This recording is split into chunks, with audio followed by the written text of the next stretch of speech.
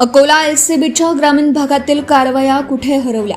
वरून कीर्तन, आतून तमाशा, जिल्हाभर संतप्त चर्चा. एकेकाळी जिल्ह्यातील अवैध धंदे, गुन्हेगारी टोळ्या आणि गंभीर प्रकरणांवर धडाकेबाज कारवाया करणारी अकोला एलसीबी आता नेमकी कुठे गायब झाली आहे, असा संतप्त सवाल आता सर्वसामान्य नागरिकांकडून उपस्थित केला जात आहे. गेल्या 1 वर्षापासून ग्रामीण भागात एलसीबीच्या नावाला साजेशा कारवाया दिसेनाशा झाल्याने जिल्हाभर चर्चेला उधाण आलं आहे. अकोला, बाळापूर, पातूर, मूर्तिजापूर, बार्शीटाकळी, अकोट, तेल्हारा या तालुक्यांमध्ये खुलेआम सुरू असलेल्या अवैध धंदे, अवैध वाळू वाहतूक, दारू विक्री आणि इतर बेकायदेशीर प्रकारांवर एलसीबीची नजर आहे की नाही, असा प्रश्न आता जनतेमधून विचारला जात आहे.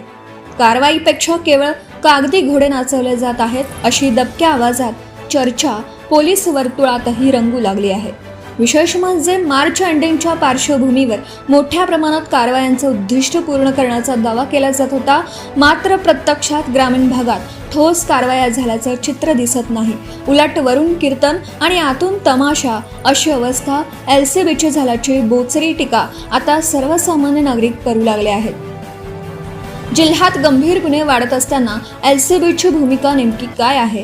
केवळ नावापुरती शाखा चालवली जात आहे का, की कायदा व सुव्यवस्था अबाधित ठेवण्याची जबाबदारी विसरली गेली आहे, असे सनसनीत प्रश्न आता जनतेमधून विचारले जात आहेत. ग्रामीण भागात अवैध धंदे तेजीत सुरू असताना कारवायांचा वेग मात्र मंदावलेला दिसत आहे. त्यामुळे एलसीबीचा धाक संपला का, अशी ही चर्चा चहाच्या टपऱ्यांपासून राजकीय वर्तुळापर्यंत जोर धरू लागली आहे.